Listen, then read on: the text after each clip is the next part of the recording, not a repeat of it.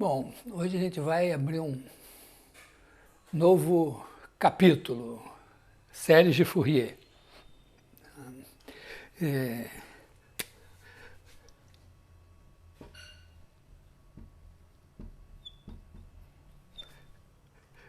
um assunto que tem, vamos dizer, começou há 200 anos. O Fourier publica um livro que tem o principal trabalho dele em 1822, vai fazer 200 anos ano que vem. Na verdade, ele apresenta nesse trabalho as coisas que ele tinha feito ao longo dos 15 anos anteriores.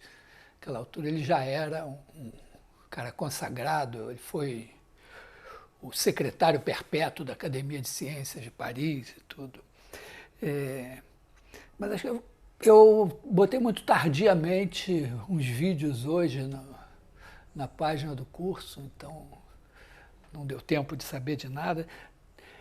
Eu vou, de certa forma, repetir alguma coisa que tem lá, né, dar uma certa perspectiva histórica, tá? Assim,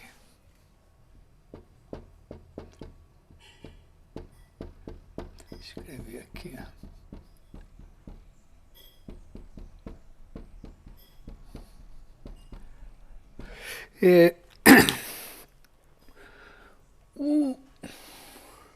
A gente pode, assim, tudo vai ser tudo meio grosseiro, assim, quando a gente conta a história, é muita simplificação e tudo, mas a gente pode dizer que o início, assim, os primeiros 100 anos, pelo menos, do cálculo, são muito marcados por funções, né,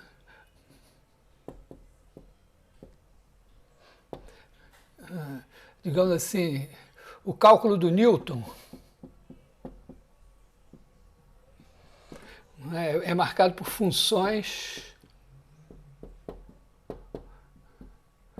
de uma variável.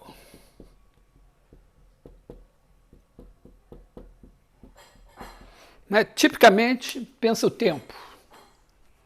Então, se tem alguma coisa que vai evoluir no tempo, né? Então você tem o tempo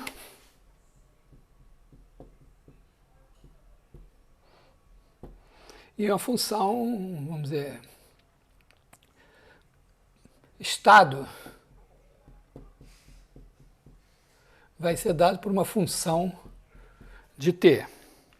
Na verdade, a gente não se aventurou muito por aí, mas é claro que o estado pode ser dado por várias funções de t, mesmo quando você tem uma partícula se movendo no espaço, o estado é dado por 3 funções, para dar a cada uma das coordenadas do ponto que você está considerando. Mas o que importa é que você tem uma variável só e você tem um número finito de coordenadas. Tá? Mesmo assim, pensa um problema mais complexo, assim, se você fizer um modelo tosco do sistema solar, então você tem o Sol e 8 planetas. Bom, você tem então 9 corpos, cada um com 3 coordenadas, já são 27 coordenadas. Vai precisar de pelo menos 27 funções aí para definir, mas é uma variável só e você pode tratar essas funções como coisa separada. Na verdade, não, porque elas interagem, né? Tem muita complicação por aí, mas existe outro tipo de problemas, e o Fourier ele vai estudar um problema que é o seguinte, né? É a propagação do calor.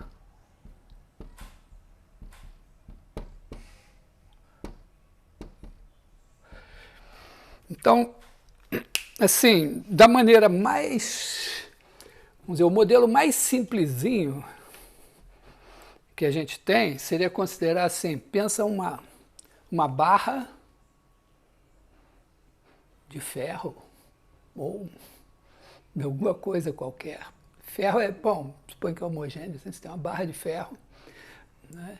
E vamos imaginar uma coisa, para ficar unidimensional o problema, pensa essa barra só com uma coisa unidimensional, que ela está isolada em volta, de maneira que ela não troca calor com o ambiente, só eventualmente pelas extremidades. Então você vai querer descrever o estado desse negócio dando a temperatura em cada ponto. Então você vai ter que pensar assim, a sua barra. Sua barra é um negocinho assim. Pensa que ela é cilíndrica. E aí você diz, bom, então ela tem um comprimento L. Então eu vou botar um sistema de coordenadas aqui assim. Aqui está o L. E a temperatura dessa barra vai ser dada por uma certa função aqui. U. É a temperatura. Mas, de fato, o que a gente quer, como no caso de uma partícula que se move, é entender como é que essa temperatura muda com o tempo. Então, na verdade, né, você pode pensar assim, aqui é x, a variável, aqui é u, mas isso aqui seria só a fotografia no instante atual. Claro que a gente quer ver, pensando aqui que aqui é a nossa tela, e a gente quer ver essa coisa azul aí, que é a temperatura, ir mudando com o tempo. A gente quer ver o filme da temperatura mudando. Então essa U, né, vai ter que ser, vamos dizer, uma função de t, mas o U de t é a função toda. Então, para cada x, se você pegar um x aqui o x, né, esse valor aqui é U de t calculado em x. Tá? Dá para encarar isso assim, pensar que alguma coisa que varia com o tempo é uma função do tempo. Pode estar pode ser qualquer coisa, né? Tá certo? Pode ser uma bola mudando com o tempo. Então a bola no tempo t é a bola de t. Aqui o estado é essa função. Então essa função muda com o tempo. Mas se eu for olhar para a função, parar o tempo e olhar ela como função, para cada x tem o valor dela em x. Então isso aqui, tipicamente, é representado assim, quer dizer, você tem uma função u de t e x. Mas t e x têm papéis totalmente diferentes aqui, né? T é o tempo e x é o ponto da barra. E a ideia é você olhar para cada t e saber quem é essa função aqui. Quer dizer, o filme que a gente quer ver é esse. Você deixa o tempo passar e vai olhando o que está acontecendo. Bom, e aí, eu não vou fazer os detalhes técnicos disso, mas assim como a gente estava habituado, né, no Newton a gente estava habituado a pegar a função do tempo e escrever como uma série de potências. Então, função era dada por uma série de potências. A gente vê o caso massa-mola, você pode resolver, formular o problema, dizer, não, a minha posição lá do pezinho que está oscilando é dada por uma função de t, e essa função é dada por uma série de potências, e você calcula a série de potências que vai te dar a solução, a posição em cada tempo. E, ao mesmo tempo, dá uma maneira de aproximar essa posição. Aqui a ideia é que você precisa de uma... Precisa não, mas o Fourier descobriu que tudo ia funcionar bem se ele pudesse escrever essa função para cada t como uma soma infinita também, né? Vou botar assim, n igual a 0 a infinito, de funções, vamos chamar assim, φ n de x. Só que cada φn dessas vai ter um coeficiente aqui, né? Vamos dizer, um Cn. Só que como a função varia com o tempo, esse coeficiente tem que variar com o tempo. Essa φn é a função de x. Tá legal? Então, ele chegou... Isso é, na verdade, assim, ele ralou um bocado para chegar nisso aí e tal. E nós não vamos precisar saber disso, mas eu quero dar o contexto um pouco para vocês entenderem, né? E ele, no final das contas, ele chegou à conclusão que essas φn's aqui... vou fazer o caso mais simples, assim, se você pensar... Bom, vou fazer um primeiro caso simples. Um primeiro caso é você pensar assim, 0, π, e supor que a sua função u, no caso da barra, que você botou um cubo de gelo de cada lado aqui, de maneira que a temperatura nas extremidades é sempre 0. Então a sua função u vai ser alguma coisa assim. Então essa aqui é a nossa u de x. E o Fourier, nesse caso aqui, ele chegou à conclusão que essa u de x deveria ser uma soma infinita de n igual a 1 a infinito de um certo Bn seno de nx. Tá? Eu sou fascinado por essa história, porque o Fourier, esse livro dele que vai fazer 200 anos, é uma coisa super legal, porque ele, embora já tivesse trabalhado no assunto durante 15 anos, já tivesse as respostas, ele procurou no livro contar muito da história, de como a teoria se desenvolveu. Então, embora olhado hoje assim, vocês isso aqui, pato, série de senos, não sei o que e tal. E tem um truquezinho, que eu chamo de truque de Fourier, que foi um momento em que ele deixa o Newton para trás e faz uma coisa nova. Está todo mundo acompanhando assim, a ideia, essa coisa que é uma função de x que varia com o tempo, e agora esquece o tempo para... Eu vou escrever isso aqui como uma soma infinita de coisas. Bom, a primeira ideia do Fourier para fazer isso foi o seguinte: ele pensou assim, o seno de nx, quer dizer, ele quer determinar esses bn's aqui. Então, o seno de nx, bom, tem o seno de x, que é x menos x3 sobre 3 fatorial, mais x5 sobre 5 fatorial, etc. Bota assim na vertical. Ele fez isso assim mesmo, né? Agora, o seno de 2x, você vai ter aqui 2x menos, aí você vai ter 2x ao cubo, então você vai ter 2 ao cubo x3 sobre 3 fatorial, mais 2 à quinta x5 sobre 5 fatorial, etc. Depois 3x, você vai ter 3x menos 3 ao cubo x3 sobre 3 fatorial. Eu vou deixar esse menos aqui meio assim, né?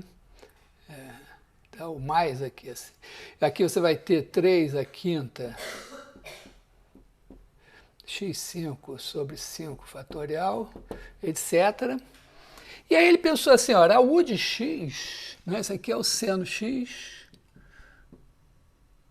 seno 2x, seno 3x, e a u de x, pensando de maneira newtoniana, no caso, ele disse, bom, como é uma função que é uma série de senos que só tem potências ímpares, ela também só vai ter potências ímpares, e ele escreveu assim, bom, isso aqui vai ter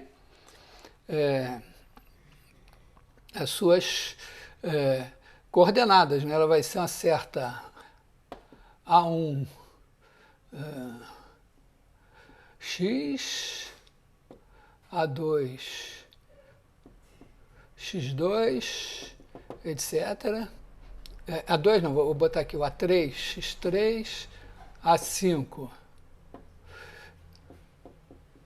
X5, etc. E a ideia é que esse cara daqui é B1 vezes isso, mais, vamos dizer assim, eu botei aqui, B2 mais B3, então que teria B1, B2, B3, aqui B1, B2, B3, B1, B2, B3. Então a ideia dele era a seguinte, se eu conheço a minha U, eu tenho esses A's aqui. E isso aqui significa ó, que o coeficiente é a mesma coisa que dizer que o meu A1 vai ser... Porque esse multiplica x, todo mundo aqui multiplica x também. Então aqui vai ser B1 mais 2B2 mais 3B3 mais etc. O A3 vai ser B1 sobre 3 fatorial. Na verdade, aqui ele fez uma coisa esperta. Ele botou esse cara daqui já sobre 3 fatorial, esse sobre 5 fatorial, já pensando que aqui são as derivadas da U, de maneira que ele pôde eliminar esses caras aqui assim, né? Todo mundo está dividido por 5, então ele bota aqui A3, aí ele bota B1 mais 2 ao cubo, B2 mais 2 ao cubo, mais 3 ao cubo, B3 mais etc. Depois o A5, mesma coisa. E ele faz uma coisa incrível, ele olha para isso e diz, isso é um sistema de infinitas equações com infinitas incógnitas. Incógnitas são os B's. E aí ele mete a mão na massa lá e resolve esse sistema na marra e vai em frente. Então, nesse momento, ele está pensando como Newton, quer dizer, ele está pensando uma função dada por uma série de potências, e usando a ideia da série de potências para achar os coeficientes aqui, né? E aí, depois de muita conta, tem uma hora que ele tem um estalo.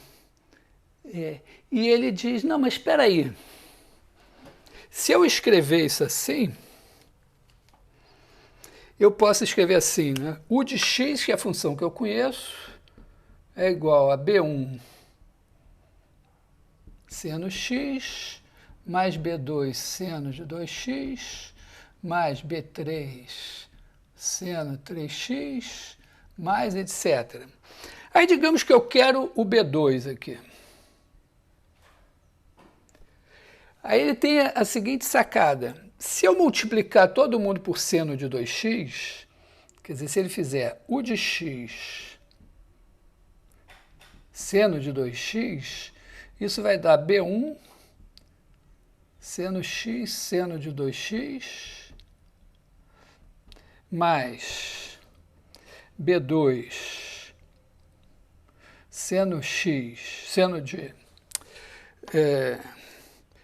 2x ao quadrado mais B3 seno de 3x seno de 2x mais etc. E aí ele disse, mas se eu integrar isso, fiz assim, a integral de 0 a π, que é onde a minha função está definida, disso vai ser a integral de 0 a π, aqui também carteando que pode integrar termo a termo.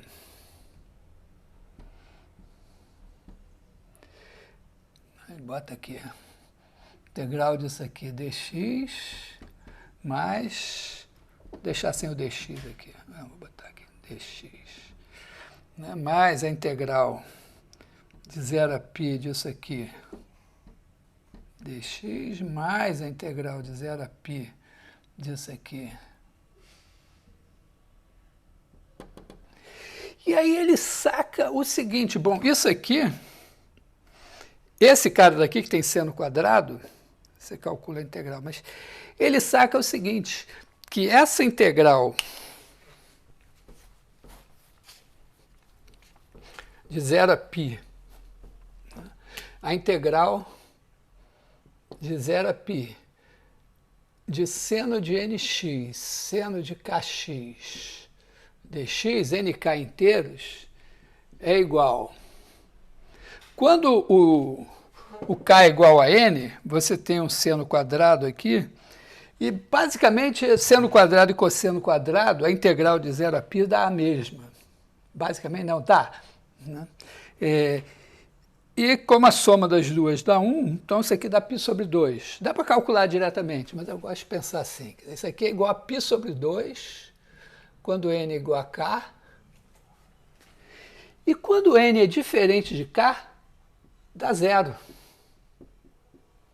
Vai fazer a conta que dá. Então, num passe de mágica, ele descobre o seguinte, olha, que se ele fizer multiplicar aqui assim, oi, fala aí, Bruno.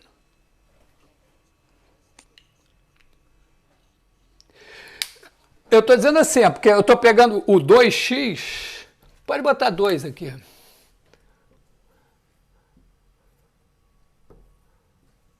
Mas é que o 2 aqui não é relevante, podia ser qualquer um dos outros.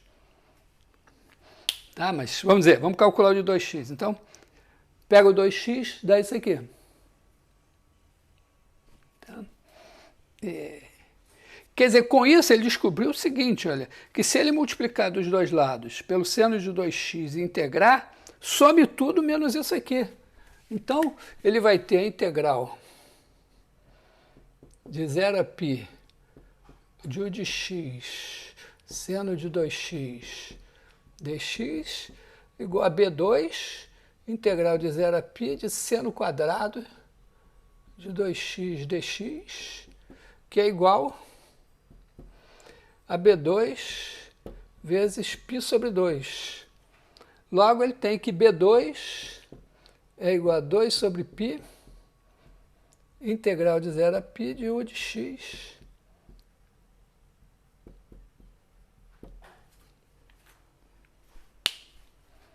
E, na verdade, isso vale para qualquer k. Então, ele chega, sem passar pelo Newton, ele chega a isso. Quer dizer, ele consegue, então, dizer que se você tem isso daqui,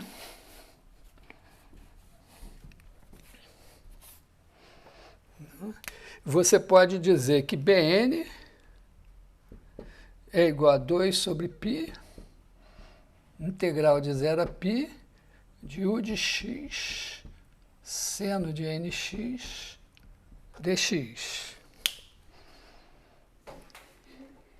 E o Fourier tem uma consciência, ele não era um principiante ou um cara que chegou nisso por sorte, mas não enxergou. Ele enxergou imediatamente, não sei se imediatamente, pelo menos no livro dele de 1822 ele fala isso claramente, né? Ele vê que ele deixou o Newton para trás, porque no momento em que ele faz isso, ele não precisa mais que essa U seja dada por uma série de potências. E ele se dá conta, então, olha, que aqui pode botar uma U qualquer, até descontínua, qualquer coisa que seja minimamente integrável aqui, quando você multiplicar pelo seno vai dar integrável, e você vai ter esse Bn aí. Então ele saca isso, quer dizer, isso aqui, né? Essa fórmula aqui, faz sentido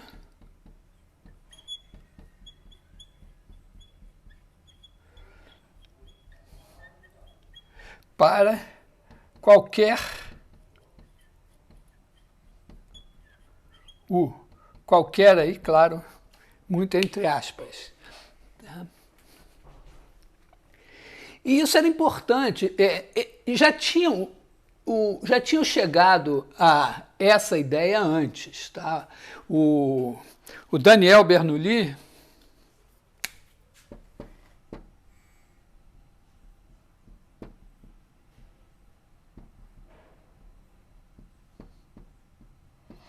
tinha chegado a isso aqui tentando estudar o movimento de cordas vibrantes. Fala aí, André.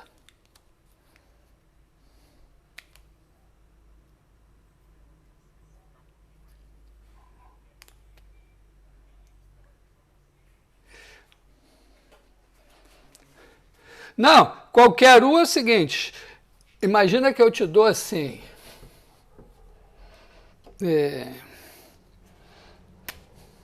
te digo assim, ó, tá aqui o intervalo 0π e vamos fazer essa função assim, aqui no meio assim, vamos fazer assim. Pode ser em π sobre 2, mas não precisa. Pode ser qualquer lugar aqui, né? Posso fazer uma coisa assim, por exemplo. Ou eu posso, sei lá, fazer uma função que tem esse valor até aqui, aqui tem esse valor, e daqui para frente tem esse. Quando eu jogar na integral, vai cuspir um BN. Eu multiplico essa função, qualquer uma dessas funções multiplicada pelo seno vai ser integrável. Então, vão sair os BNs.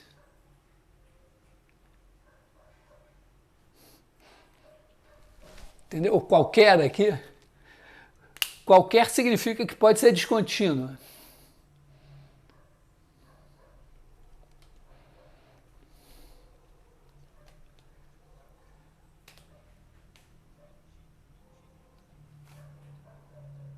A gente não vai multiplicar x. É uma função de x.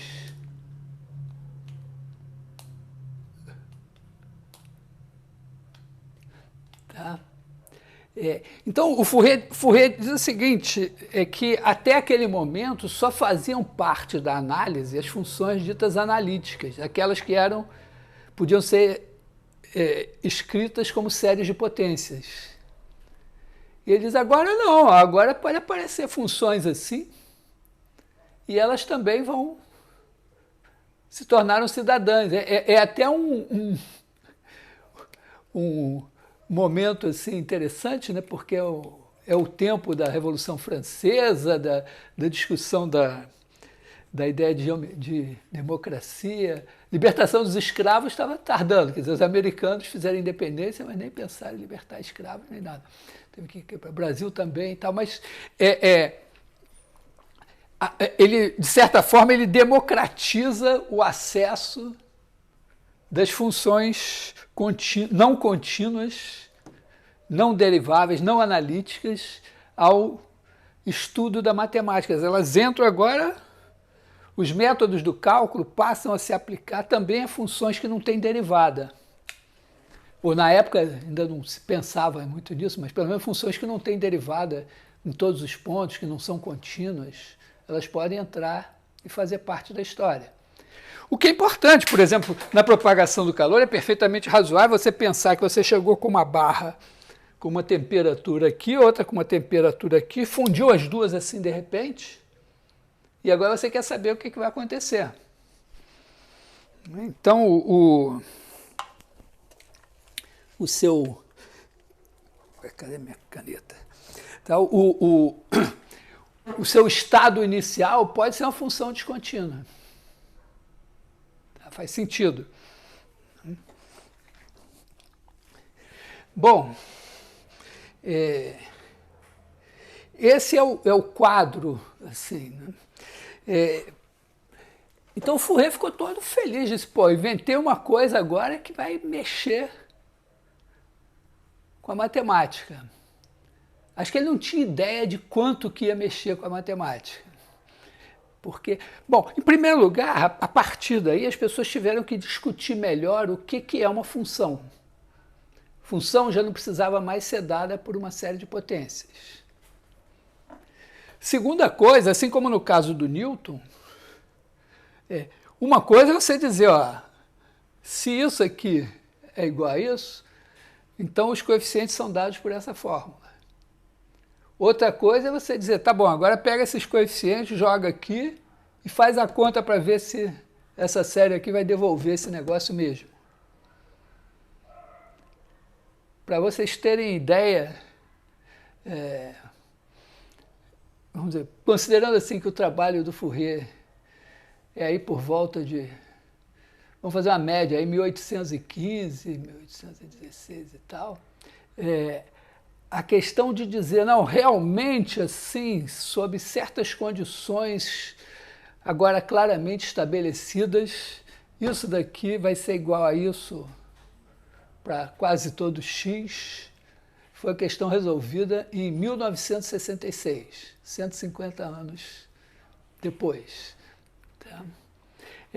A integral de Riemann, que a gente chama de integral de Riemann, não é porque o Riemann inventou a integral, é porque o Riemann escreveu um trabalho sobre séries de Fourier, e aí como você tinha a integral aqui podiam entrar funções meio que não precisavam mais ser contínuas ou nada, ele se sente na obrigação de dar uma definição de integral e de discutir que tipo de função é integrável. Isso é meio que um pontapé inicial para um período aí de cerca de 50 anos que vai culminar, entre aspas, com a criação da integral de Lebesgue, que é uma versão mais parruda, com uma definição mais parruda de integral. E aconteceram na física duas coisas que essas o Fourier não podia imaginar. Porque o trabalho dele foi feito para estudar a propagação de calor. Então as séries de Fourier estavam adaptadas a isso. E elas estão muito ligadas a uma questão da segunda derivada e tal. E também se adaptam para equação da onda, que é exatamente vibrações, pequenas vibrações, assim, pensa uma corda de violino, uma coisa assim e tal. Só que aí acontecem, vamos dizer mais ou menos assim, 50 anos depois de Fourier, tem o eletromagnetismo. O trabalho do Maxwell e logo em seguida as ondas eletromagnéticas. Então aparece um novo tipo de situação em que a onda, a mesma equação da onda, que podia ser tratada pelas equações, pelos métodos de Fourier, passa a desempenhar um papel. Né? Até hoje ninguém estuda eletrônica sem trabalhar com séries de Fourier.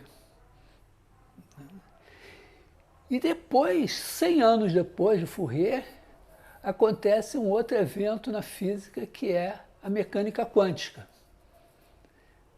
E também a mecânica quântica vai incorporar fortemente, vai trabalhar fortemente com as ideias do Fourier. Imediatamente vai servir como vamos dizer, um acelerador para que as ideias que estavam sendo trabalhadas há 100 anos sejam mais organizadas e ganham um corpo teórico maior. Então, assim, do ponto de vista do entendimento inicial, é essa ideia aqui. Você escreve isso. Na verdade, você pode estender isso, pensar uma coisa assim mais geral.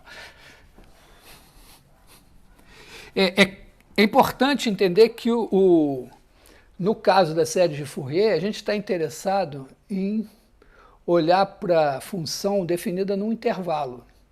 Porque, é claro, uma série de senos, o seno é uma função periódica, então o que vai acontecer naquele intervalo vai se repetir fora dele.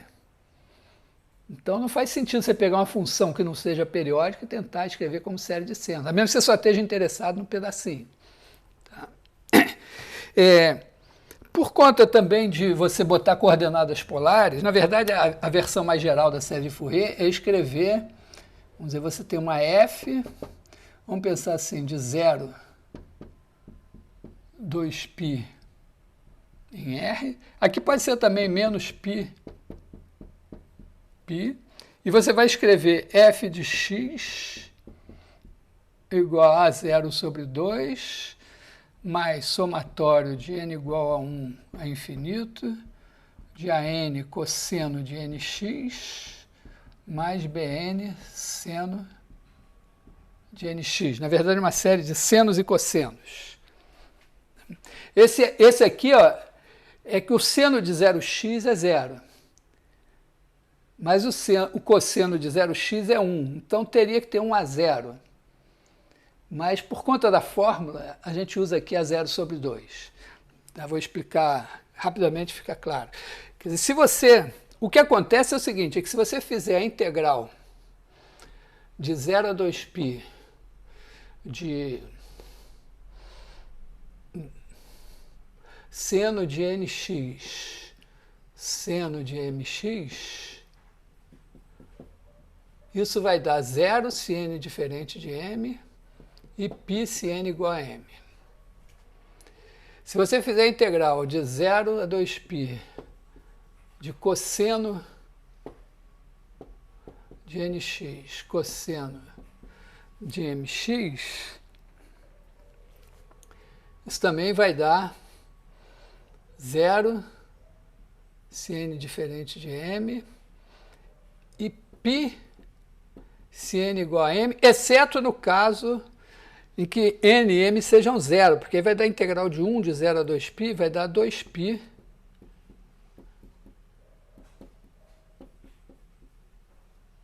e se você fizer a integral de 0 a 2π de seno de nx cosseno de mx dx, isso daqui vai dar igual a 0 sempre.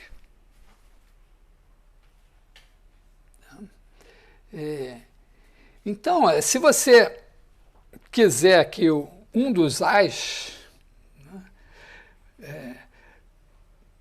o A0,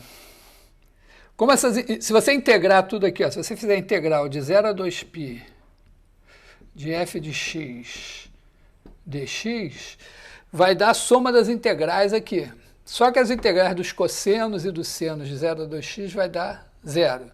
Então, você vai ter só o A0 sobre 2, a integral de 0 a 2π de A0 sobre 2 vai dar 2π. Então, isso vai dar π.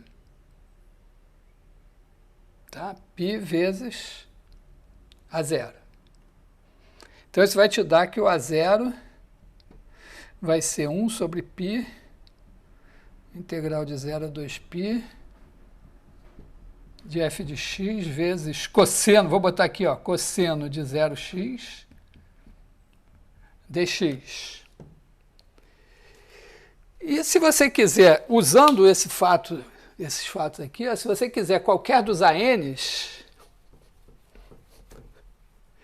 se você quiser um AK aqui, você multiplica por AK, por cosseno de kx dos dois lados e integra.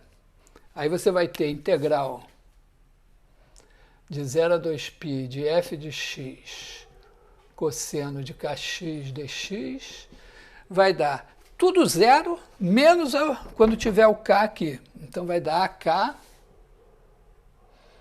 integral de 0 a 2π de cosseno quadrado de kx dx, que é igual a π vezes AK. E aí você vai ter AK igual a 1 sobre π, integral de 0 a 2π, f de x cosseno de kx dx. Entendeu? Agora o A0 sobre 2, se não tivesse o sobre 2, tinha 2π aqui, a fórmula ficava diferente. E se você quiser o do seno, você multiplica e integra de 0 a 2π f de x pelo seno de kx. E aí tudo vai dar 0, exceto o BK, integral de 0 a 2π de seno quadrado. Isso vai dar π, então você vai dar π, BK e BK vai ser igual a 1 sobre π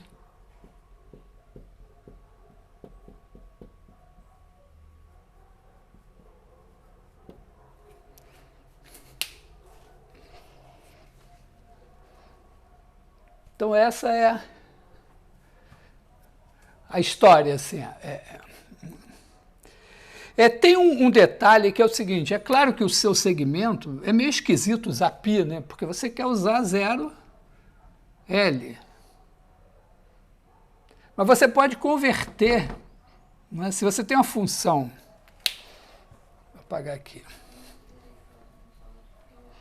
Se você tem uma função f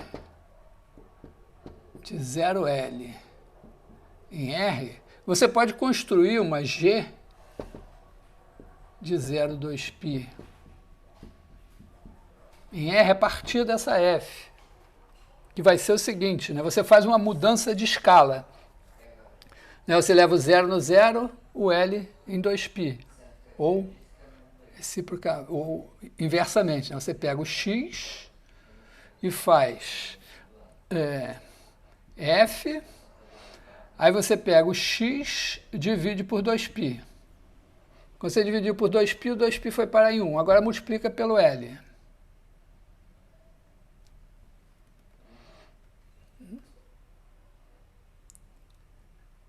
Tá?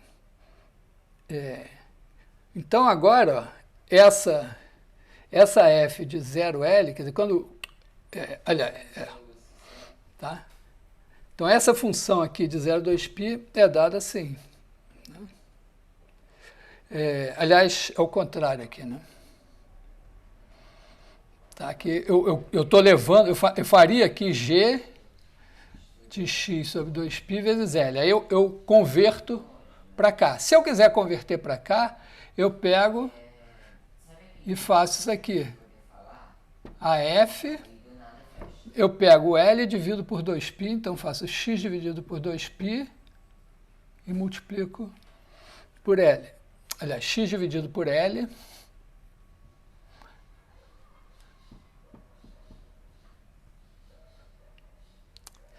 está exatamente o contrário, né? Tá? A minha, se eu tiver a G aqui assim,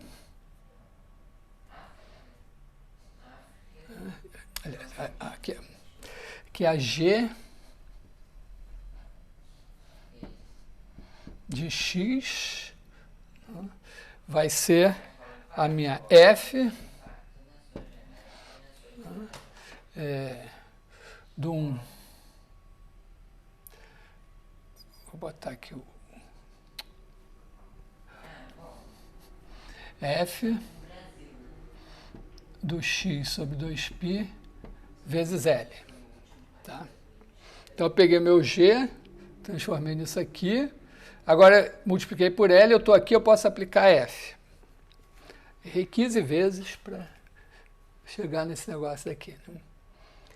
Então, ó, se eu tenho essa F, eu tenho essa G que é de 0,2πL. E agora eu posso pegar essa G de x e fazer isso daqui. Então você também pode fazer, só que o x que vai entrar aqui, ó, vai ser, quer dizer, os caras aqui vão ser, todos esses n's vão ser n vezes isso, né? N...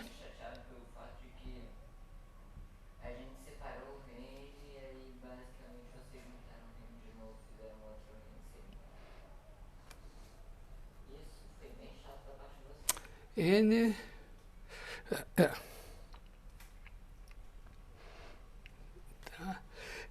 pensando assim, esse x daqui. Agora, se você pensar, se você olhar para essa G aqui e escrever, digamos que você escreva essa G aqui. G está aqui, está dada como uma função de x. Quer dizer, você substituiu na fórmula, você tem uma função de x, jogou aqui e fez isso. Aí quando você volta para cá, né, você tem a sua G, a minha F vai ser a G de x sobre 2π, G de...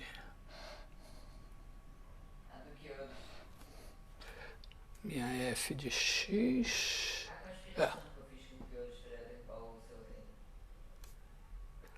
Eu não perco tempo.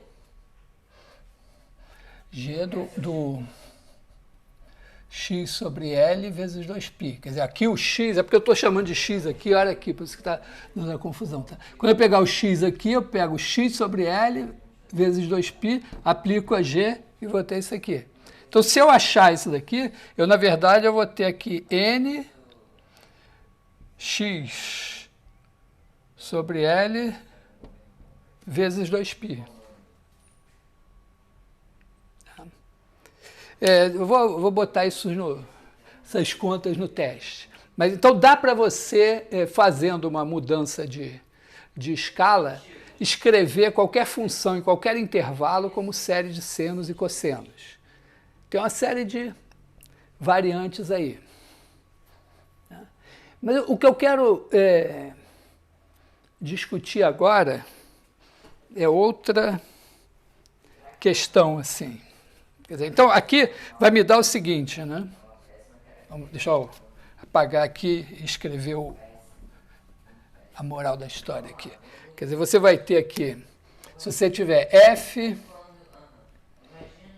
de 0L em R, então você vai escrever f de x igual a um certo a 0 sobre 2, mais somatório de n igual a 1 a infinito, aí você vai ter a n cosseno de n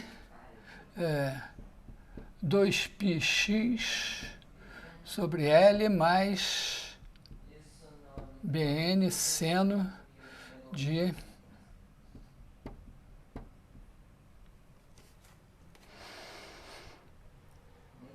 e os ANs vão ser dados pelas fórmulas. A n vai ser 1 sobre π, integral de 0 a L, de f de x, cosseno de assim, 2πnx sobre L dx, e Bn vai ser igual a... Aliás, aqui vai dar 1 sobre L.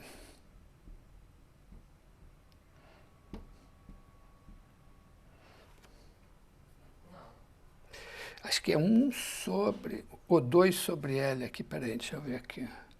Cosseno aqui vai dar...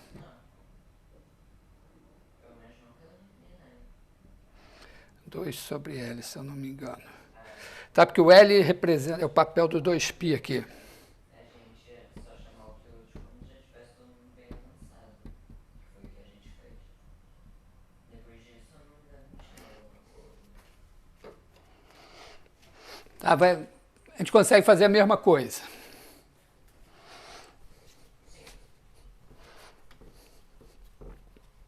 A questão aqui é que levou muito tempo.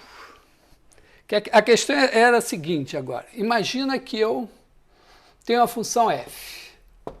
F...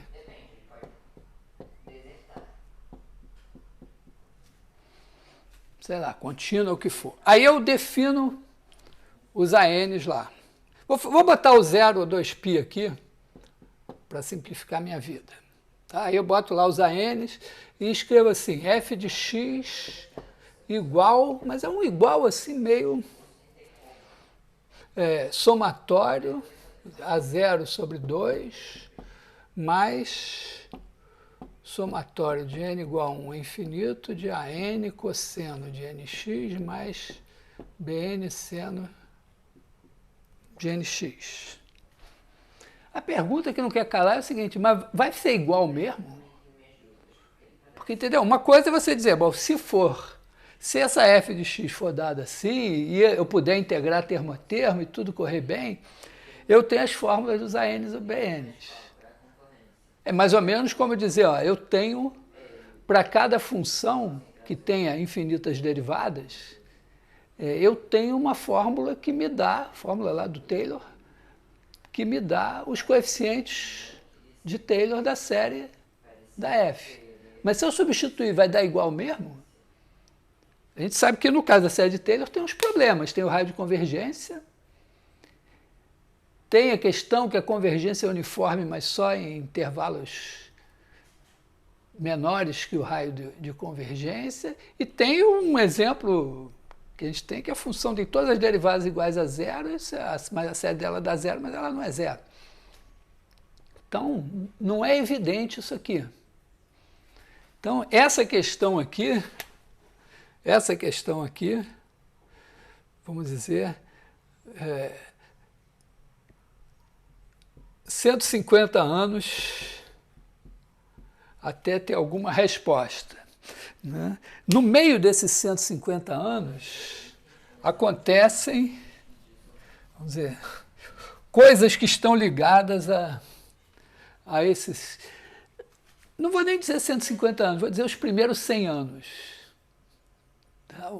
Os últimos 50 anos já é de brinde. Mas nos primeiros 100 anos, você tem, primeiro, conceito de função.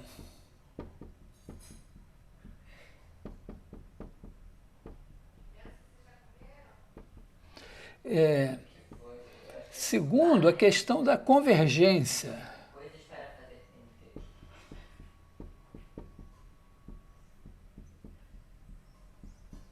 O que significa a convergência? Pontual, não sei o quê. Terceiro, a integral de Riemann.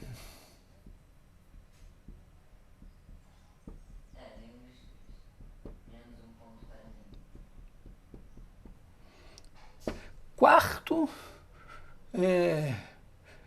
vamos dizer assim, os números cardinais.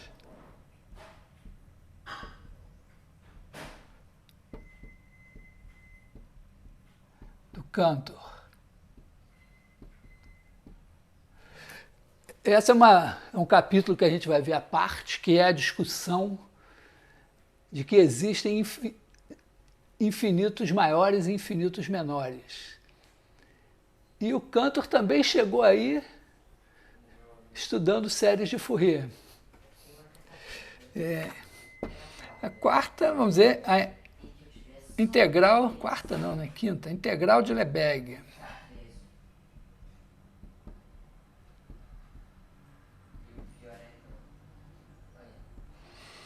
E aqui, assim, o conceito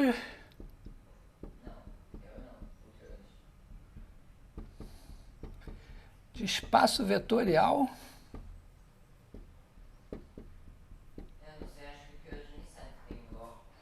Norma.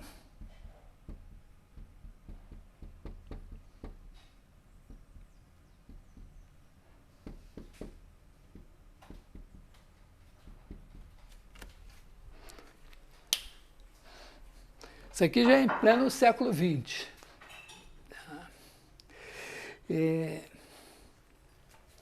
Eu vou discutir um pouco essas questões aqui. Porque, olha só, primeira coisa, se eu jogar aqui, né, se eu fizer aqui essa função assim, digamos 1 aqui e 0 aqui, essas funções são contínuas. Eu sei que se eu fizer um limite uniforme de funções contínuas, vai dar uma função contínua. Então, a convergência da série de Fourier não pode ser uniforme.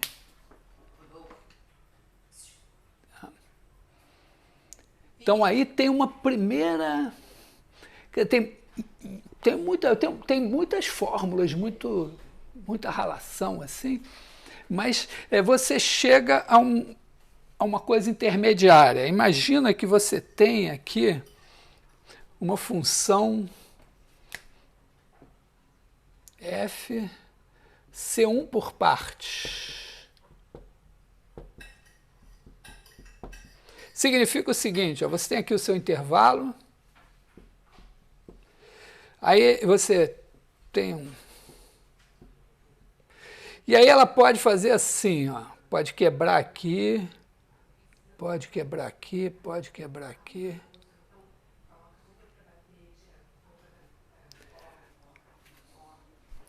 É claro também nessa história que o 0 e o 2π são a mesma coisa, né? Porque senos e cossenos são iguais em 0 e 2π. Então é como se também tivesse uma descontinuidade aqui assim. Vou botar aqui ela voltando para... Digamos que ela partiu daqui. Vou fazer ela voltando para cá. Então, você pode ter um número finito de quebras, mas a função tem que ser contínua E tem que ter derivadas à direita e à esquerda em cada ponto de quebra. E aí você consegue mostrar que a série de Fourier converge uniformemente para essa F no intervalo. Tá? Então, mas é legal, já é legal, assim, mas como eu falei do exemplo da barra, a função podia ser descontínua mesmo, aí não tem história. Mas tem uma ideia muito impressionante que vai se destacar, vai levar realmente 100 anos para as pessoas entenderem o que está acontecendo. Eu imagino que vocês tenham visto alguma coisa de vetores no colégio. Vou fazer uma enquete rápida aí.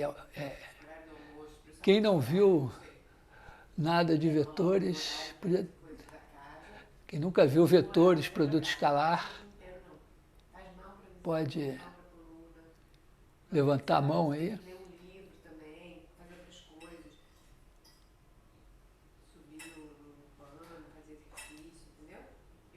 Uma pessoa não viu. Nívia, você não viu nada de...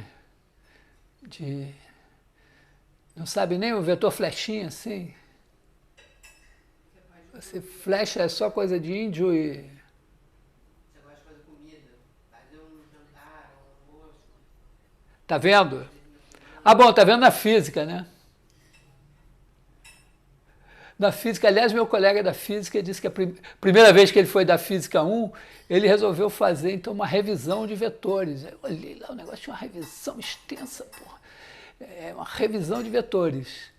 Aí que ele levou muito tempo, curso já avançado, para descobrir que não era uma revisão, que as pessoas não tinham visto vetores no colégio, e ele estava lá todo animado, crente que estava fazendo uma revisão. Então, eu vou fazer uma revisão da revisão, tá? Mesmo em física.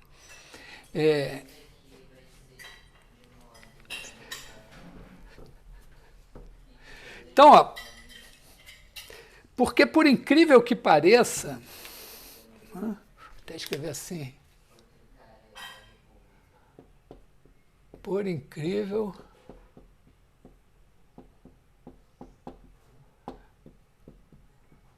que pareça,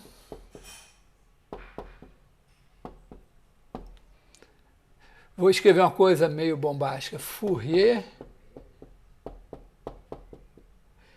inventou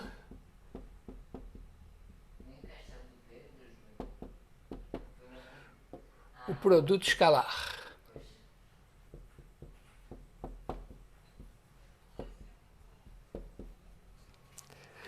É exagerado, sim, mas na verdade o Fourier estava lá no negócio dele correndo e tal, e aí ele tropeçou numa pedra,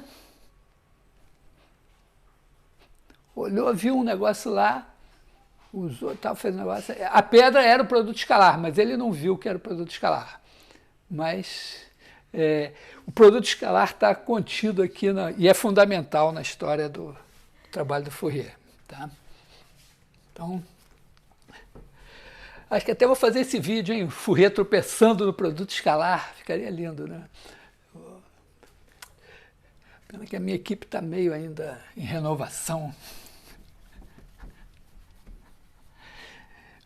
Produto escalar, quer dizer, vetores. Então, vetores são flechinhas, né? Acho que eu vou botar o vídeo de vetor. Então, essa flechinha e essa daqui, se forem mais ou menos assim, então, né? Se você desloca paralelamente, é o mesmo vetor. Esse aqui é o vetor V, esse aqui é o mesmo vetor V. Se eu pegar aqui, eu posso ter aqui o vetor U,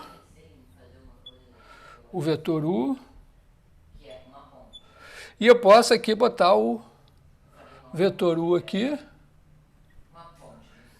e com isso, inclusive, eu posso, né, botar o vetor U de novo aqui,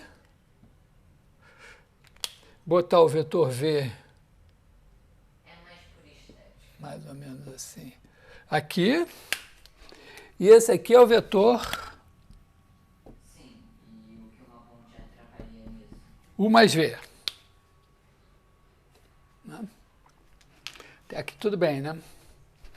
E nós podemos multiplicar, né? Quer dizer, se eu pegar esse vetor aqui, multiplicar por um número, KU, quer dizer, K, se esse aqui fosse 1, esse aqui seria K, né? Então, K vezes U é uma coisa assim. Se o K for negativo, pode também ter uma coisa assim, né? Um outro alfa, U, alfa menor que zero, pequenininho e tal, mas isso assim. E aí tem uma coisa super legal que funciona no plano e no espaço, é que se você pegar um sistema de coordenadas assim, na verdade, você está dando uma origem, e tem aqui um vetor, E1, que os físicos chamam de I. Na física 1, os vetores ainda se chamam I, J e K? É? Caramba! Sabe por que chama I, J e K? Por causa dos números complexos. Eu vou contar essa história um dia. Bom, quem fizer CVGA, acho que eu vou deixar para contar essa história no curso de CVGA. Então aqui você tem o I, o E1, o E2. Agora a gente chama de E1, E2 porque nós estamos na era da ciência de dados. Então, os espaços agora têm dimensão N muito grande. E não tem letras no alfabeto suficiente, nem juntando todos os alfabetos que a humanidade inventou ao longo de toda a história, daria para você representar os vetores da base de um espaço de dimensão grande. Então, E1, E2, né? E2 é o J. Também é muito comum a gente não botar flechinha, às vezes bota uma letra em negrito. E aí você pega um vetor V,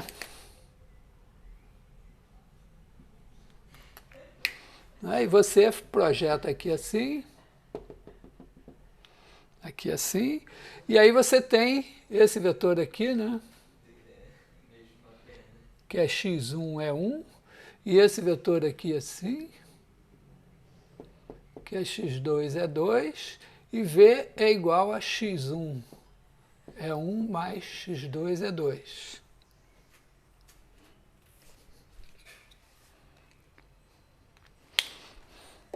Isso aprendemos na física. E tem uma outra coisa. Bom, também, se fosse em R3, né, você poderia também, no espaço, V igual a x1 é 1, mais x2 é 2, x3 é 3. E aí tem uma coisa que a gente chama de produto escalar.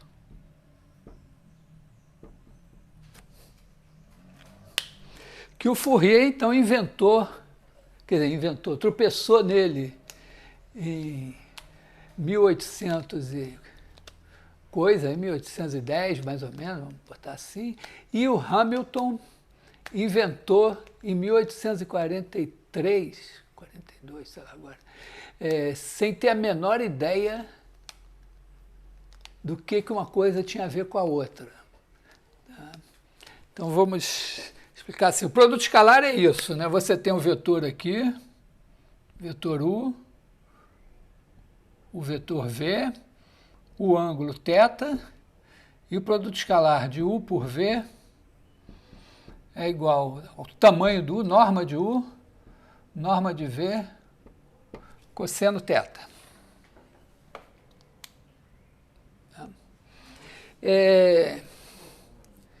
E aí, bom, o produto escalar tem algumas propriedades básicas, né? A primeira propriedade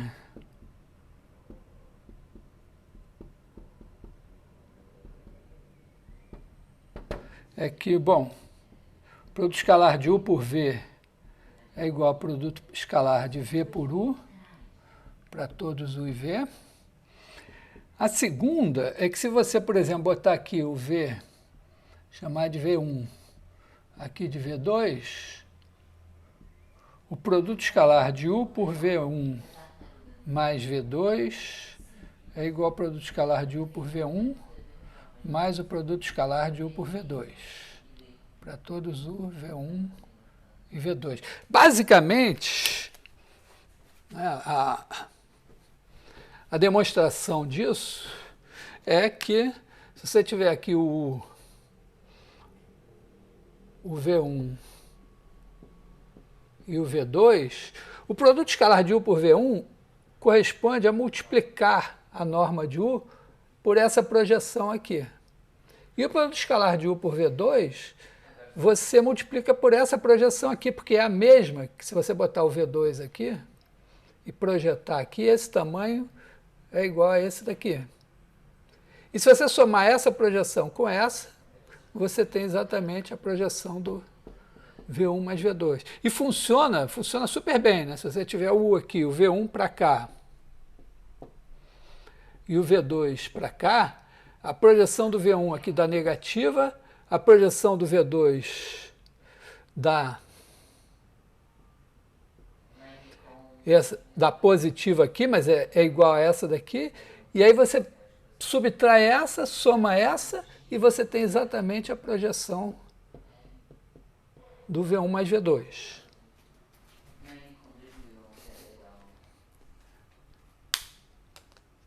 Nívia, tá tudo bem? Sim? Tá. Então, vale isso. Bom, terceira é que o produto escalar de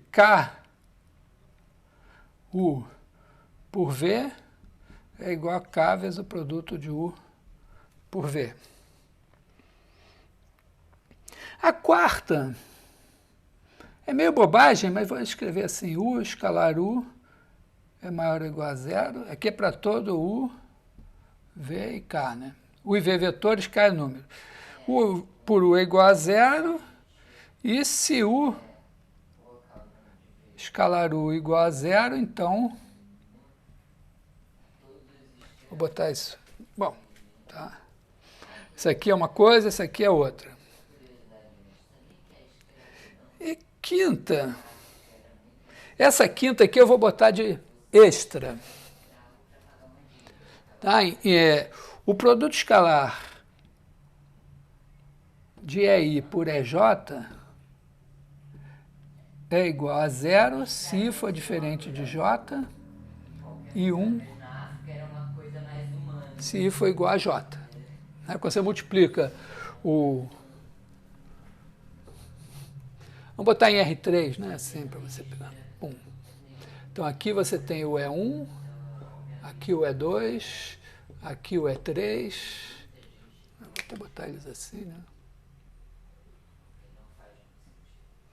né? E aí, o produto escalar de cada um, como esses ângulos são retos... produto escalar de cada um por cada outro dá zero, e cada um por ele mesmo dá 1. Inclusive, eu estou estudando um pouco das linguagens das flores. E aí tem uma coisa muito interessante. Imagina, né, o seguinte, vou fazer isso no plano. Imagina que eu tenho aqui dois vetores, o V1 está aqui, o V2 está aqui, eles são perpendiculares. Na verdade, é isso mesmo. E aí eu tenho um vetor aqui, acho que eu vou chamar, chamar esses de U aqui. O 1 e o 2 aqui. E aí eu tenho um vetor V aqui assim.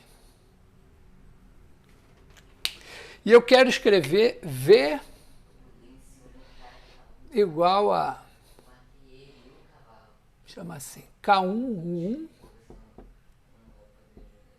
mais K2, o 2. Quer dizer, eu quero achar uma coisa super importante na física, né? Plano inclinado e tal, você tem que fazer essas coisas, né?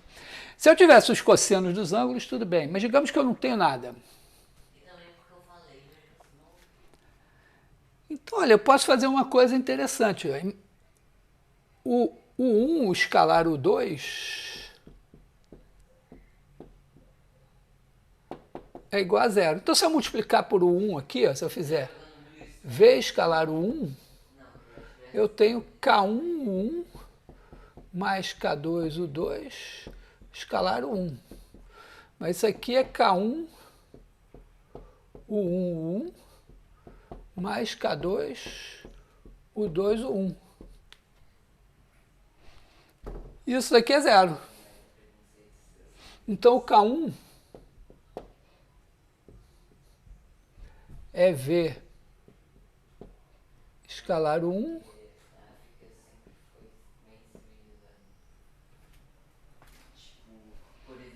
Tá legal? E o K2, pelo mesmo motivo, né?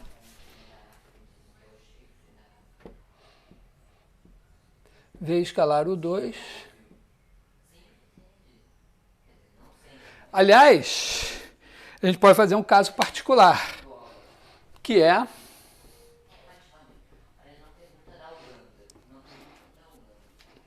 o seguinte, né? Digamos que eu tenho aqui, um caso particular não, uma situação um pouco mais geral dessa história aqui. Eu tenho aqui o vetor U, o vetor V. Então imagina que você está na aula de física experimental, pessoa da engenharia sendo homenageado nesse momento, física experimental, aí você ganha o seguinte experimento. Você tem que pegar o vetor U, que vai ser dado aqui também coordenadas, então o U vai ter coordenadas U1, U2, U3. Eu vou botar X1, né? X1, X2, X3, V igual a Y1, Y2, Y3. Não faz sentido. E aí tem que fazer o produto escalar. Então, Beatriz vai estar no grupo, com certeza, porque eu estou vendo ela aqui. E mais 2 colegas da engenharia matemática vão ter que fazer o seguinte, vão ter que botar pode ser um daqueles ganchinhos que parafusa bem na quina lá da sala, né, onde tem um encontro de 3 paredes, vai ser a origem. Aí vão pegar com coordenadas, marcar o 1, o 2, o 3. Aí um colega vai ficar segurando o barbante que vai estar com as coordenadas, aquelas coordenadas. O outro colega vai barbante com as coordenadas, quer dizer, x1, x2, x3, o outro y1, y2, y3. Pá. Aí vai vir o terceiro colega com o transferidor, vai medir o ângulo, e aí vocês vão multiplicar o comprimento de um barbante pelo comprimento do outro barbante, pelo ângulo, para ter o produto escalar. E aí, claro, como vocês já sabem a resposta, vocês vão fingir que fizeram o experimento e vão colocar lá a resposta, não exata, mas com uma boa aproximação assim do relatório, né? Porque a resposta, né, nós sabemos, né, você pode pensar assim, né, o vetor x1, x2, x3, U pode ser escrito assim, né, x1 é 1, mais x2 é 2, mais x3 é 3. Vou fazer o experimento só fica bonito assim, R3, né? Tem muito mais impacto, né? Você prender o negócio lá, pegar o barbante e tal. Se fosse no plano, não tinha tanta graça. Mas vamos fazer no plano agora. Então, no plano, você tem U igual a x1, x2, V igual a y1, y2. Então, certamente, né, você tem aqui o E1, o E2, está aqui o x1, x2, aqui está o U, aí está aqui o y1, y2, aqui está o V, né? E aí você diz, mas então U é igual a x1 é 1, mais x2 é 2. V igual a y1 é 1, mais y2 é 2. E aí você faz a conta, o produto escalar de U por V é igual a x1 é 1, mais x2 é 2, vezes y1 é 1, mais y2 é 2. Isso daqui vai dar... você vai usar essas propriedades aqui, né? Vai ser distributivo. Então você vai ficar com x1 é 1, vezes y1 é 1, mais y2 é 2, mais x2 é 2, vezes y1 é 1, mais y2 é 2. Aí você vai distribuir esse também. Então aqui você vai ficar com x1 é 1, y1 é 1, mais x1 é 1, y2 é 2, mais x2 é 2, y1 é 1, mais x2 é 2, y2 é 2. Aí você vai dizer, peraí, isso aqui vai ser, aqui vai sair x1, y1, é 1, dá 1. Aqui vai sair x1, sair y2, mas é 1, é 2, é 0. Então esse cara aqui morreu.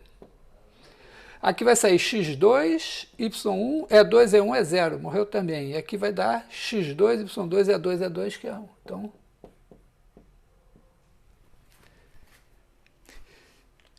E aí, isso é que faz o produto escalar funcionar, né? Porque se cada vez que você fizesse o produto escalar, você tivesse que ficar botando barbante para medir, ia ser um inferno. Então, o produto escalar permite a gente calcular os ângulos a partir das coordenadas.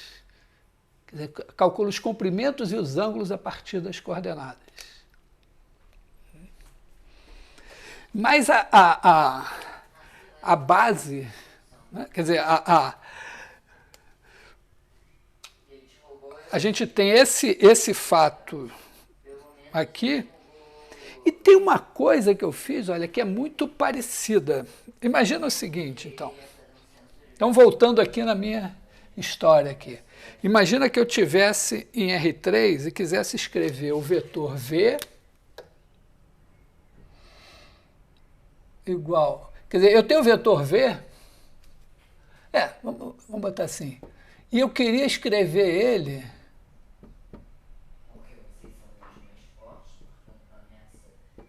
Isso aqui já não tem mais nada a ver com aquele lá, tá? Eu tenho um vetor V e eu quero escrever ele como uma combinação linear de 3 vetores que são ortogonais. Quer dizer, eu tenho o meu sistema de eixos, mas eu quero botar um outro sistema de eixos assim. Tá? Então aqui, a hipótese é aqui o I escalar o J igual a 0 se I diferente de J. Esses caras são ortogonais.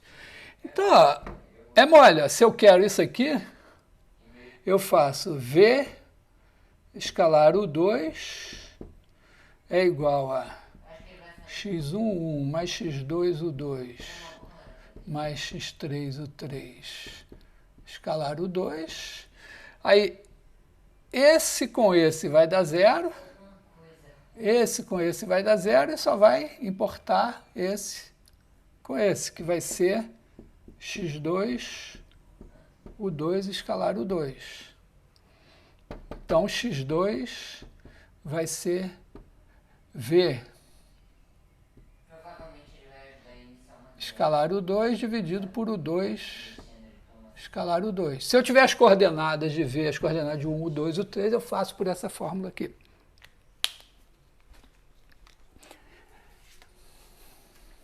Agora, vamos fazer o seguinte.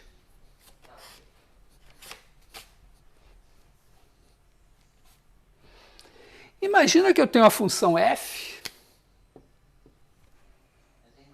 e eu sei que essa minha f é, digamos, K1 seno x mais K2 seno de 2x mais K3 seno de 3x. Eu tenho uma intuição, eu não tenho a fórmula da f, mas eu acredito que deva ser. Então, eu acho que eu posso fazer o seguinte, ó. Eu vou multiplicar dos dois lados. Se eu quiser o K2, eu faço f de x vezes seno 2x. Integro de 0 a π dx. Isso daqui vai me dar K1 integral de 0 a π de f de x, sendo x dx, mais K2 integral de 0 a π de seno de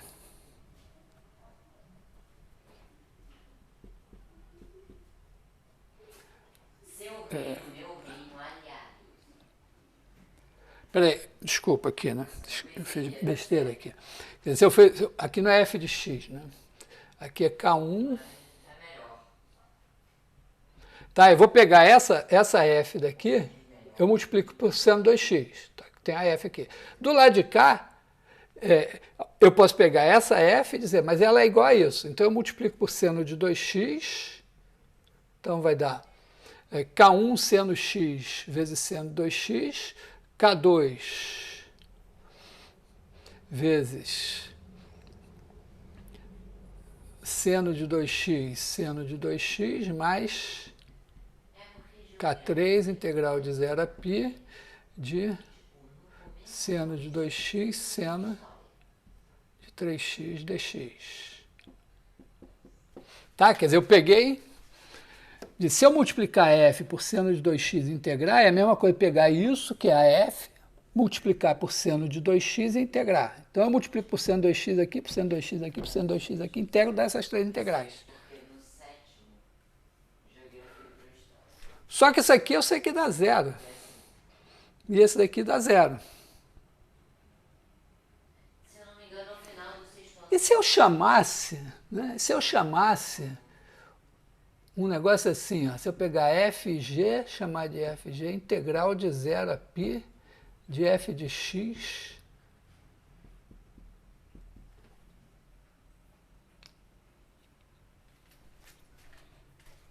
vou mudar, mudei minha notação, vou usar essa notação aqui.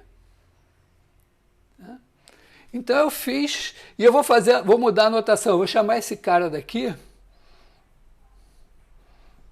de U1, esse aqui de U2, esse aqui de U3.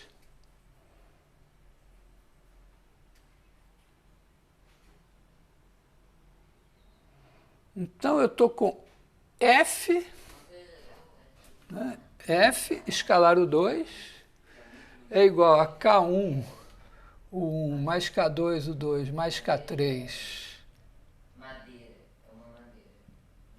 U3 escalar U2, e aí cai nisso daqui, ó, isso daqui vai ser K1 F escalar U1 mais K2 F escalar U2 mais K3 F escalar U3, e eu estou chegando à conclusão que, na verdade, esses dão zero, e o K2 eu vou tirar por essa fórmula aqui. Aqui é K1, U1, aqui K2, U2, K3, aqui é U2, U2, U2. O que eu estou querendo dizer é o seguinte, ó, imagina a seguinte coisa, que o Fourier tivesse dito assim, ó, no fundo, o que eu tenho aqui, imagina que o Fourier conhecesse produto escalar. Vamos dizer assim, o Hamilton nasceu antes do Fourier, inventou o produto escalar, aí o Fourier nasceu depois, conhecia o produto escalar do Hamilton e disse assim, olha, eu tenho aqui que escrever f de x igual a B1 seno x mais B2 seno de 2x mais etc. toda a vida. Aí diz assim, vamos pensar o seguinte, a minha f é uma função de 0π em R. Eu vou chamar isso daqui o conjunto das funções de 0π em R, com alguma propriedade a mais que eu não vou explicitar, vou chamar isso aqui de E. Vou dizer, isso é um espaço vetorial. E eu vou dizer que cada função aqui é um vetor. E nesse espaço vetorial eu vou definir, tá? Então isso aqui é um espaço vetorial. Dizer, esse aqui é o meu vetor. Vou só uma pausa. Não está tão absurdo isso que eu estou dizendo? O Fourier vai dizer para você, não está tão absurdo, porque olha só, quando eu estou estudando o movimento de uma partícula no espaço, ela é um pontinho no espaço, e aí eu penso, ela tem um vetor posição, V. E esse vetor posição, V, ele tem coordenadas V1, vamos dizer, x1, x2, x3. Né? Deixa assim. E x1, na verdade, né, o V é igual a x1 é 1, mais x2 é 2, mais x3 é 3. Quer dizer, tem 3 coordenadas. No meu caso, eu estou estudando a propagação do calor. E o meu vetor posição é uma função. Né? Esse cara aqui é o estado. Partícula no tempo t está aqui.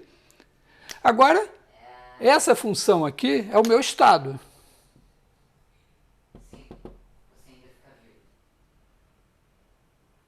E eu estou dizendo que esse meu estado, em vez de ser dado como uma combinação linear desses 3 vetores, é dado como uma combinação linear de infinitos vetores. Os B's são as coordenadas. E aí eu saquei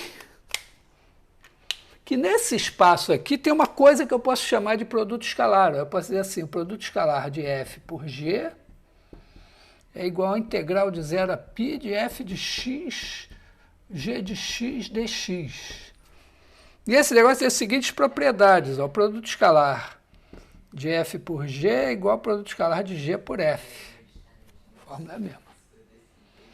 Se eu fizer o produto escalar de f por g1 mais g2, eu jogo na fórmula da integral g1 mais g2, separo em duas, e vai dar o produto de f por g1 mais o produto de f por g2.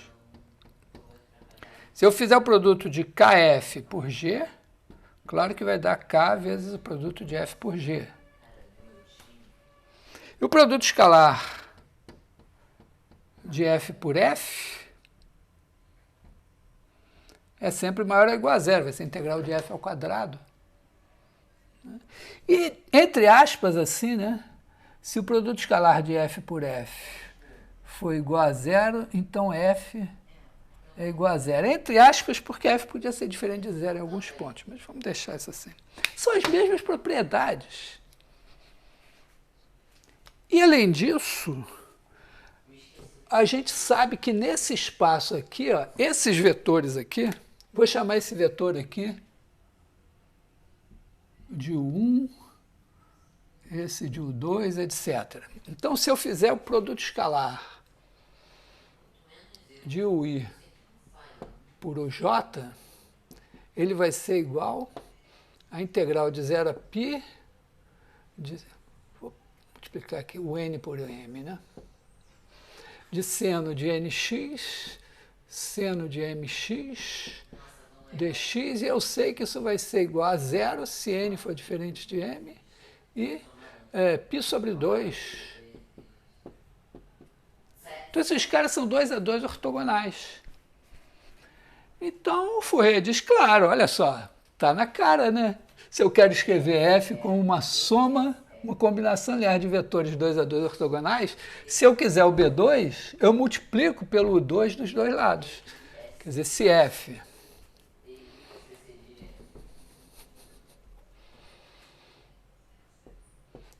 é igual a B1, U1, f de x é B1, Vou botar assim, o 1 de x mais B2, o 2 de x mais B3, o 3 de x.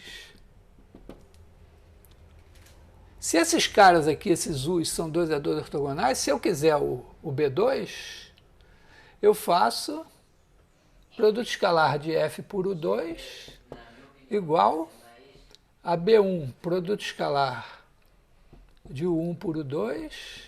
Tá? Eu pego isso tudo aqui, jogo no lugar do f, separo, mais B2, U2, U2,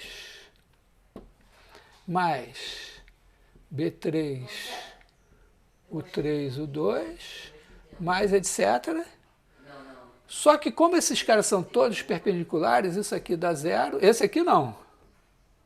Esse aqui dá zero, todo mundo dá zero, e aí eu tenho que B2 é igual ao produto escalar de f por U2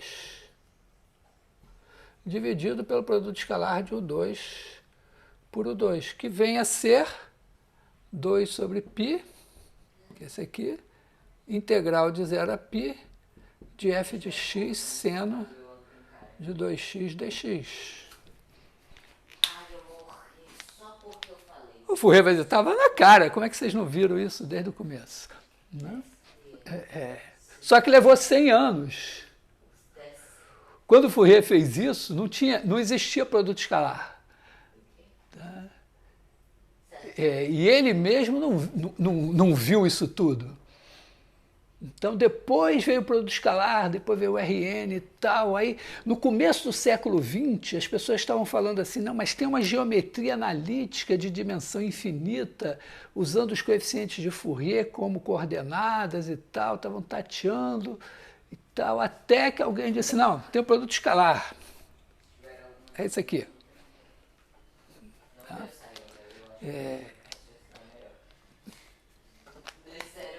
Então, vamos dizer, não é uma construção assim linear. Primeiro vem o produto escalar de 2 variáveis, depois de 3 variáveis, depois você passa para o RN, inventa um produto escalar em RN, depois você vai lá para as funções e tal, e chega nisso.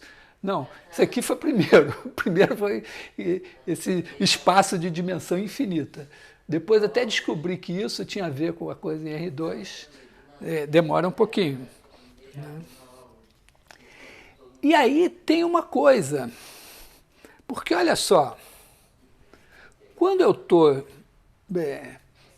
ninguém vai perguntar nada, não? Sim, dizer, eu não entendi porra nenhuma disso que você falou, me explica aí de novo. Fala aí, André, porra, estou esperando. Que a Nívia deve estar meio envergonhada, porque ela disse, pô, não sabia nada e tal. Aí fala aí, André, faz a pergunta.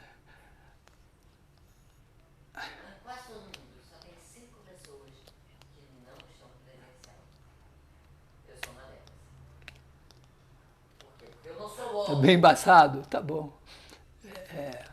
Mas você acha que depois você vai entender?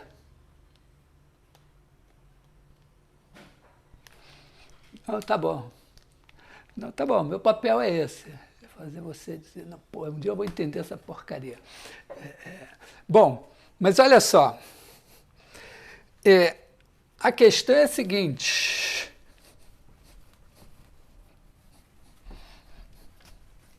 É que quando você pega o vetor em R2, né, esse vetor V, ele tem coordenada aqui x1, x2, você diz que a norma de V é igual a x1 ao quadrado mais x2 ao quadrado, raiz quadrada. Isso é Pitágoras.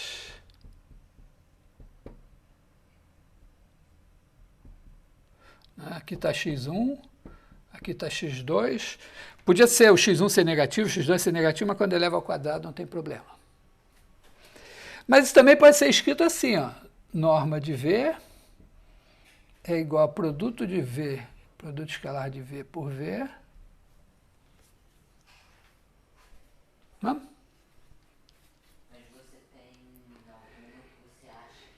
E aí, ó, no nosso espaço...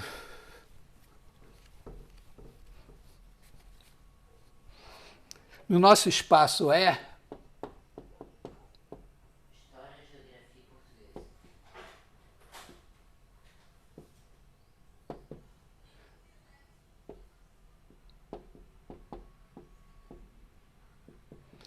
esse 0L aqui podia ser qualquer intervalo AB.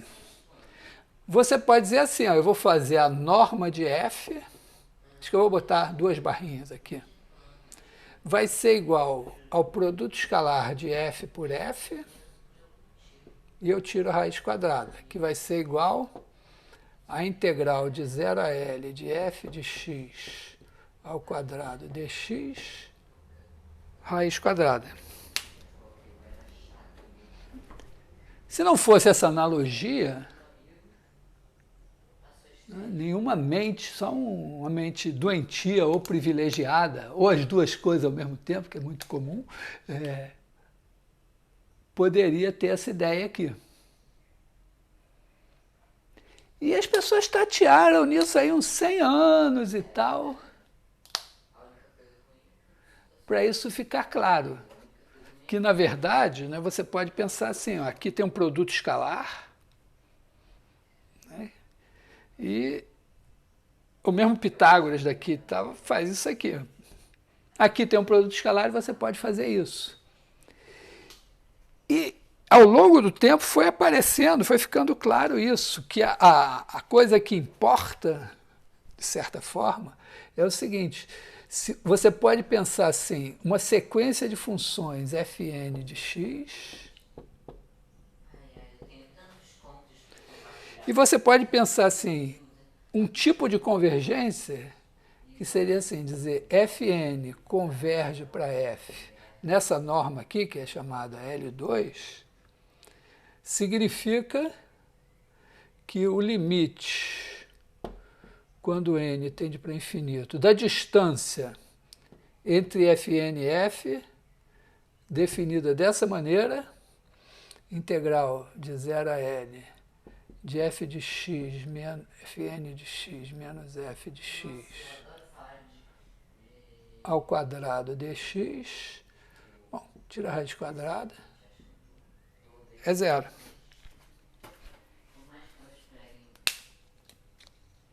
Repara que é uma coisa meio assim, mas é alguma coisa que é diferente da convergência ponto a ponto e é diferente da convergência uniforme.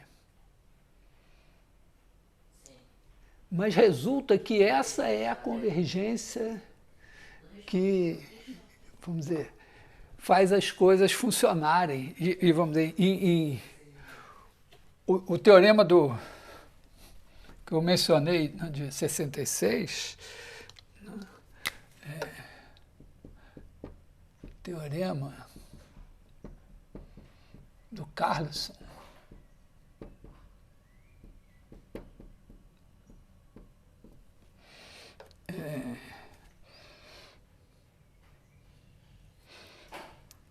se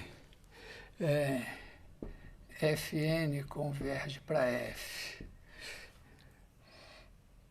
L2, vamos ser mais específicos, na verdade, né? Não é bem isso aqui, né? Se F, as funções que estão nesse espaço aí, tá? Está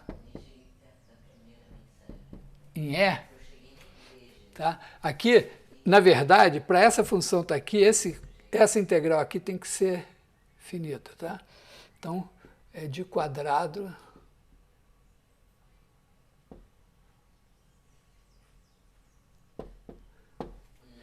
nesse espaço aqui, é fácil, vamos dizer, mais ou menos fácil, dá um trabalho, mas não é desse nível o teorema, que se você fizer a série de Fourier, ela converge para F nesse sentido. Mas o que esse teorema vai dizer é que Fn de x converge para F de x a menos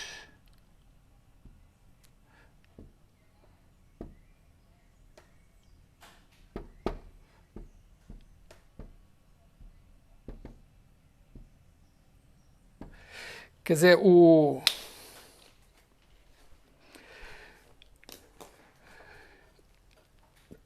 conjunto de medida nula é um conjunto que é tão pequenininho que se você for atribuir a ele um comprimento vai ser zero. Tá? Por exemplo, quando tem um ponto só é de medida nula, quando que tem 1000 pontos é de medida nula. Tá? Mas o conjunto de Cantor também é de medida nula e é mais complicado. Mas, então, tá, mas até se entender essa coisa toda é assim. Agora, a teoria da série de Fourier fica bastante geométrica se você pensa dessa maneira, pensando isso como um produto escalar. Tá? Basicamente, deixa eu ver se nós temos ainda algum tempo.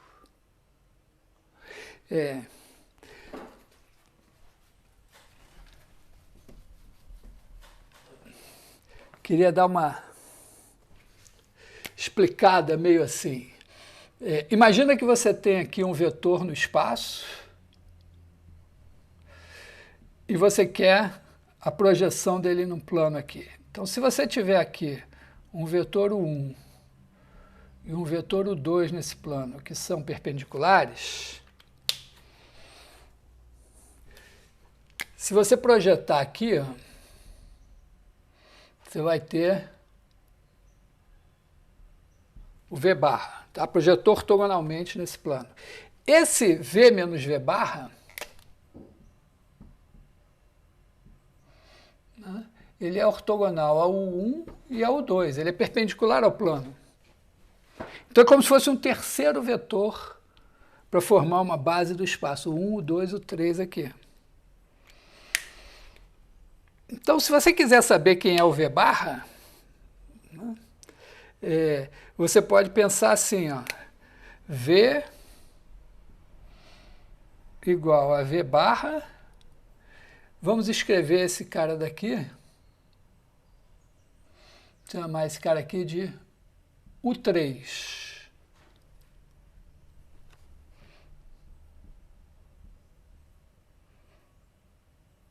E o V barra é igual a x1U1 mais x2U2. A gente não conhece, a gente só conhece o V aqui, né? A gente conhece o U, a gente tem o V, o 1 e o 2. Então aqui a gente está escrevendo V igual a V barra, que a gente não sabe quem é, mais o 3 que a gente não sabe quem é. Mas a gente quer saber quem é o V barra. Então vamos fazer o seguinte, ó, a gente escreve V igual a x1U1 mais x2U2 mais x3U3. A gente só quer essa parte daqui. E essa parte a gente sabe multiplicando por 1 ou multiplicando por 2. Se a gente fizer V escalar o 1, o 1 é perpendicular ao 3, é perpendicular ao 2, então isso aqui vai dar x1, o 1. V escalar o 2 vai ser x2, o 2 escalar o 2.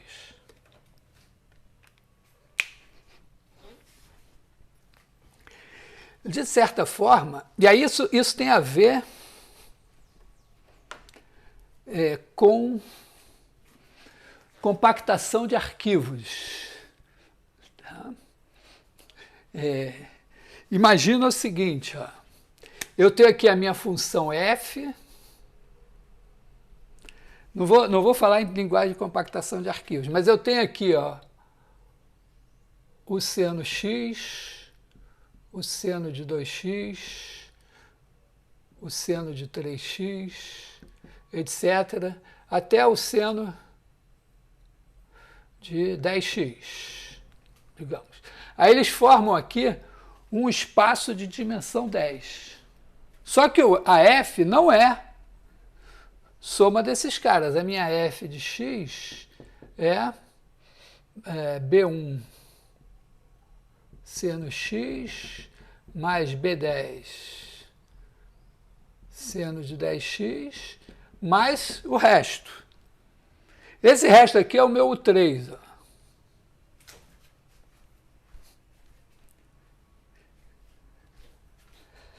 É como se eu dissesse assim, ó, eu vou projetar a minha F aqui. Ó. Esse cara daqui é essa parte aqui. Por quê? Porque tudo que tem aqui é perpendicular a esses caras aqui. Então, se eu fizer f de x seno x dx integral de 0 a π, vai dar B1 integral de 0 a π seno quadrado x. Essas outras dão zero. E essas aqui também, porque aqui são os outros senos. Então dá só isso aqui.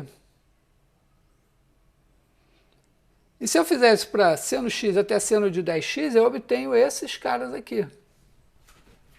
Então, significa o seguinte, quando eu faço a série de Fourier, da f, tá? Faço assim, f de x igual a somatório de n igual a 1 infinito de bn seno de nx. Se eu disser, não, mas eu vou aproximar, vou fazer assim, f de x igual a somatório de n igual a 1 até 10 de bn seno de nx, agora não é mais igual, mas é parecido. Então, é igual, é isso, mais um resto aqui, que é esse o 3. Esse cara daqui é como se fosse a projeção da f no espaço desses senos.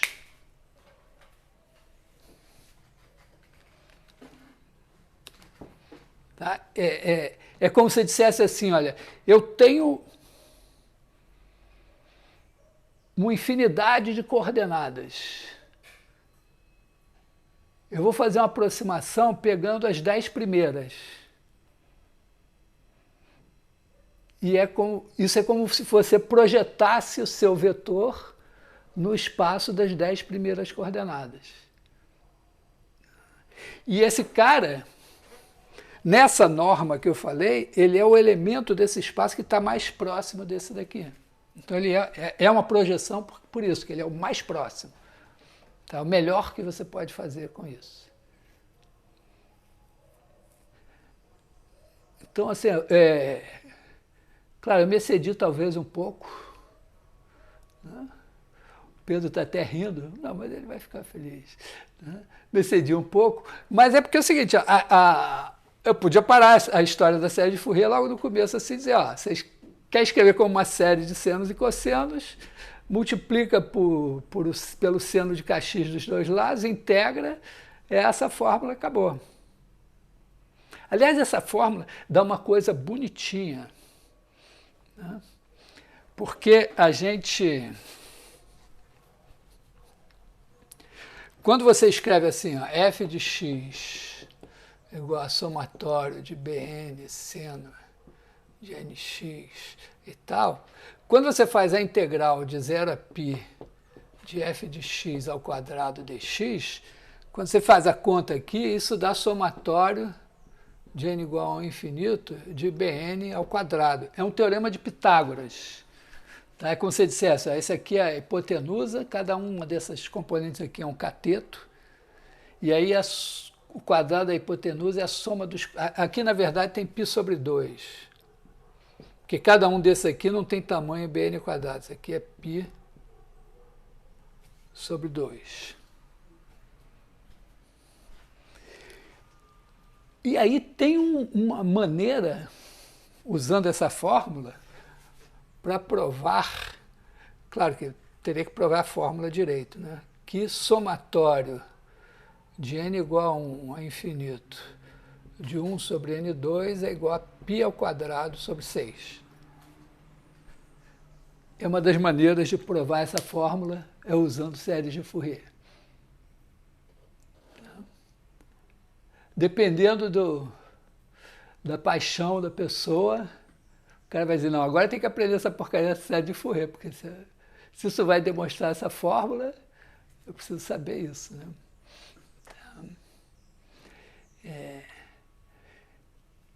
E isso aqui é conhecido, isso aqui é conhecido como identidade